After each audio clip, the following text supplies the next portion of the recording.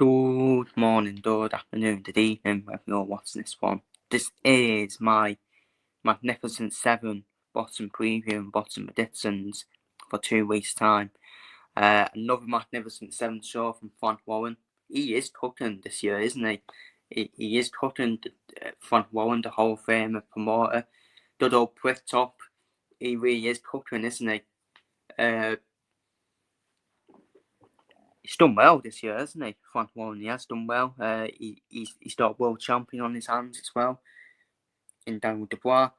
And these shows that he's doing as well, the Magnificent 7. So, yes, let's get into it then. So we will start off with the undercard fights. So starting off with RS Jr. versus US Awkward in the cruiserweight division. RS Jr.'s got 8 wins, 1 defeat. US Awkward has got 6 wins and 1 defeat. So yeah, I fancy Junior. I do fancy Junior in this fight. I've been looking at both of them the way they fight, and US Awkward for me takes too many shots for me. He takes too many shots, and I think Junior will pounce on it. In terms of my prediction, I think it'll be stopped midway through, and I'm gonna go for a 5th round stoppers win. KO stoppers win for RS Jr. over US Awkward. Up next, for the Indian welterweight title, Sean North 4 wins, 0 defeats. And Matthew Rennie, who's got 13 wins, who's the more experienced fighter, 13 wins and 1 draw. It is for the vacant Indian welterweight title. And Matthew Rennie, look, he's done this as an underdog, but don't rule him out. Do not rule him out, people, because I think he'll thrive from being an underdog, Matthew Rennie. Sean North, I've been quite impressed though with Sean North in his recent fights, the way he boxes as well. So I do fancy Sean North to win this fight. I think Sean North wins this fight on points. I do think Matthew Rennie might win a couple rounds.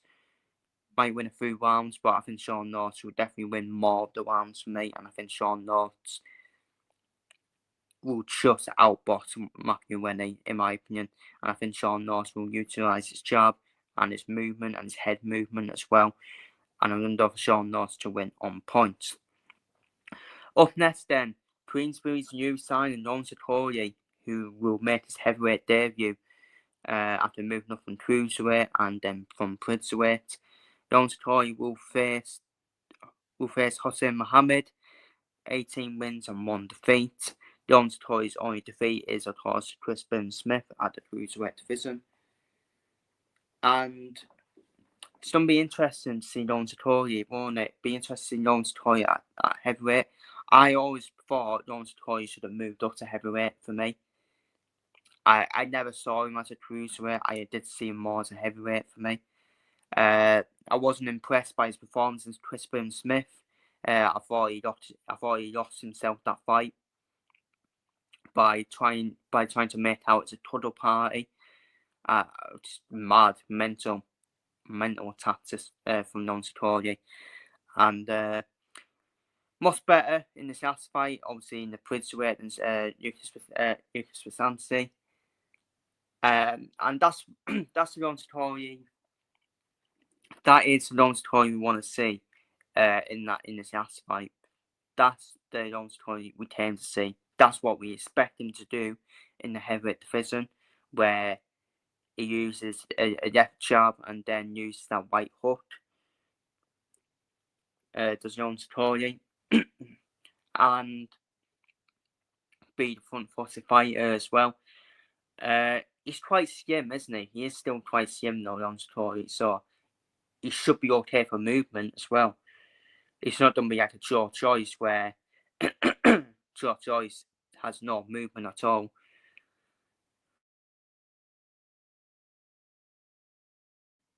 Where Joe Joyce has no movement at all. I think Lawrence Okoye has the same physique as Deontay Wilder, doesn't he? Has the same physique as Deontay Wilder. Yes, hope he doesn't fight a Deontay Wilder where he just relies on that one punch. Yes, hope that doesn't happen. But yeah, as with this, I think he gets it done on Satori. Yes, be real. I think it's a nice tune-up for him to welcome him to the heavyweight division. Muhammad's got no movement. He's a bit die in terms of weight as well. And I think Lawrence Satori, should outmove him. And I think Lawrence Satori should outbox him. And I think Lawrence Satori should get the job done inside 5 rounds, in my opinion, because I do think his jab will be too much for Muhammad to deal with. And once Satori lands that right hook, it's game over for me.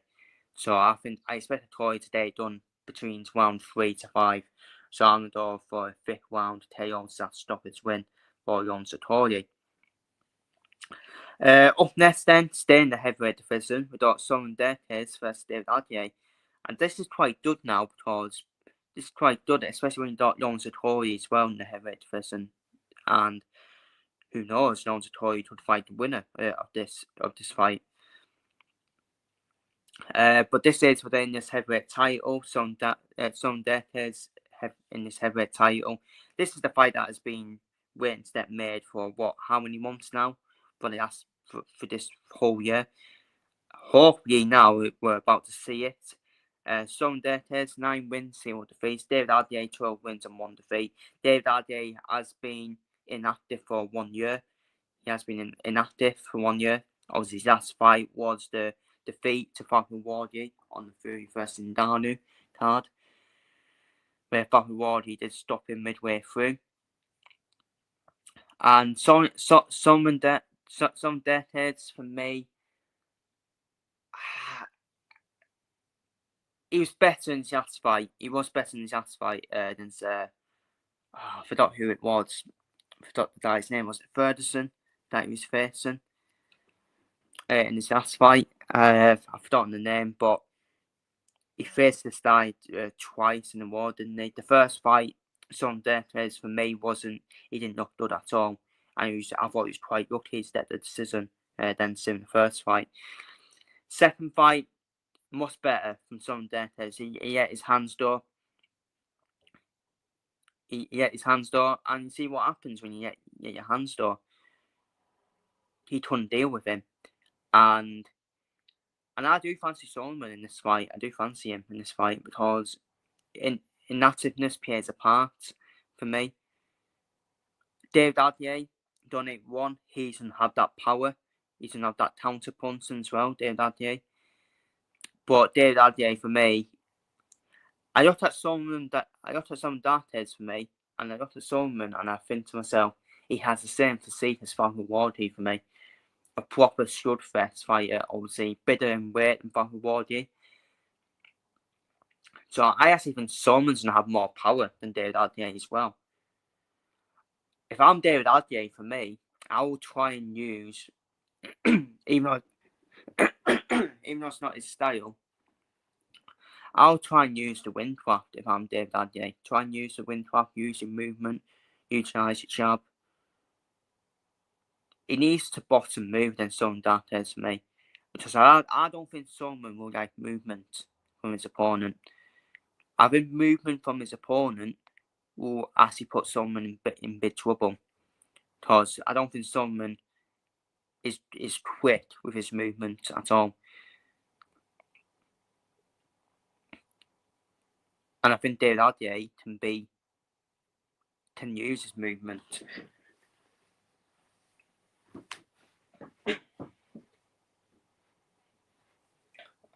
I really do believe that.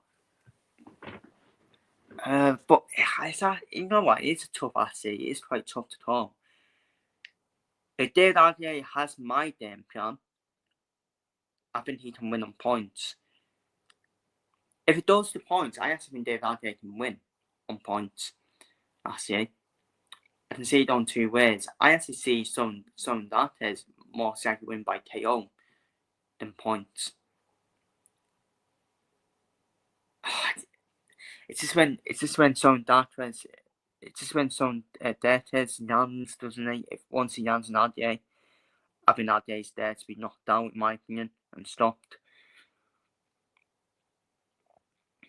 So it's all about can Solomon close that gap, close that trap. Because I think David RDA, best chance for me is using the win and using his movement, because I think he'll have better movement than Solomon.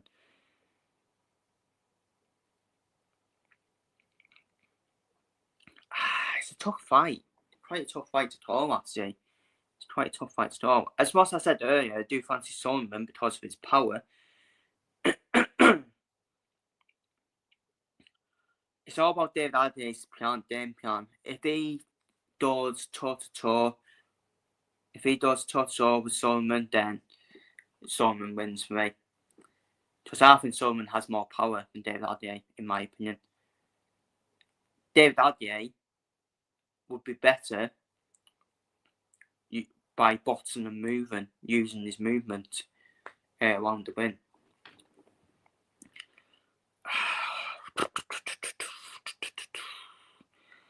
I'm going to go for Solomon just because inactiveness from David RDA for me. Just inactiveness. So it's not me ruling David RDA out. I actually think it's quite a 55-45 fight for me. It is one of them. But I just fancy Solomon. I think Solomon has got more power than David RDA. And once Solomon tips David RDA, I think it's game over for David RDA. I think Solomon is quite similar to Falcon Wardy in terms of power. Maybe not movement, but definitely power. He starts to his game plan right, David RDA. He starts to his game plan right. And his game plan should be to box and move. And not go toe-to-toe with someone in the middle to win. Because that suits Solomon. So, but that's what David RDA needs to do. But I'm going to go for Solomon to win by 8 stoppage. I'm going to go for Solomon to win by 8 KO stoppage. 8th round. I'm going to go for an 8th round KO stoppage win for Solomon Darkness. But it's a great fight. It really is a great fight. Another great fight is for the British and Commonwealth Lightweight titles. Sam North defending his titles against Ryan Waltz. Ryan Waltz, 29 wins, 4 defeats, 2 draws. Sam North, 15 wins, 0 defeats. Ryan Waltz, who does come to fight, and he will cause Sam North through problems. But I just think it appears to Sam North's hands for me. Because I think Sam North has started counter punching, in my opinion. And Ryan Waltz does leave himself open. I think he does leave himself open for me. Does Ryan Waltz. As much as he does come to fight, he's going to leave himself open on the counter punching of Sam North. I am going to go for Sam North to get the win. I'm going to go for midway stoppage. I'm going to go for a midway stoppage win for Sam North. I'm going to go for a midway KO stoppage win for Sam North. I'm going to go for a 7th round. A 7th round win. Because Ryan Waltz, he can be relentless. But I think it's going to be one of them where I won't be shocked if Ryan Waltz did knock Sam North down early on in the fight. But I just think Ryan Waltz is so open. He is so open defensively for me. And I think Sam North will get him in the 7th round, in my opinion. And finally, onto the main event. This is a great fight, by the way, for the British middleweight title. Brad Pauls defending his British middleweight title against Denzel Bentley. Denzel Bentley, who's got back to winning ways, hasn't he? After that defeat to Nathan Heaney. Denzel Bentley, 20 wins, 3 defeats, 1 draw. Brad Pauls, 19 wins, 1 defeat, 1 draw. The 1 defeat was against Tyler Denny. And I wouldn't be shocked to see a winner of this fight face Tyler Denny. I wouldn't be shocked by that. To see the winner face Tyler Denny for like a vacant Hoopian title. I wouldn't be shocked by that because I do expect Hamza Shiraz to, obviously having Hamza Shiraz will get a world title shot on the February 22nd card. And this is a proper war. This will be a war between Brad Pauls and Denzel Bentley. Brad Pauls, very good. He's got very good work on the inside, hasn't he, as Brad Pauls. I think they'll go toe-to-toe with each other. I think they'll go toe-to-toe with each other. And I actually think it will be a difficult fight to start. It will be a difficult fight to start as well. I think it's going to be a close fight all the way through. It's down to points for me. I think it is definitely down to points. I think it's a proper...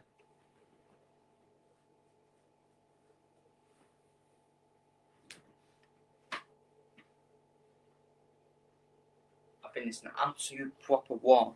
I think it'll be a proper war fest between the two of them. I think it could be a firecracker, actually, between the two of them as well.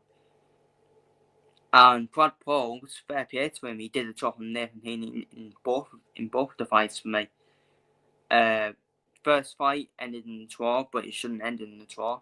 It was a clear Brad Pauls win, but Brad Pauls put that fight in the rematch. And this is what I'm saying about the middleweight division. Nathan Heaney defeats Denzel Bentley, but Nathan Heaney gets beat up Brad Pauls. And I'm actually done off for Denzel Bentley to win this fight. I think he's back in confident mood, Denzel Bentley. And his form, I think he's still world level, Denzel Bentley for me. I think he is world level. Because he's been in with Danabek. I thought he was unlucky. Then Danabek lost at the decision.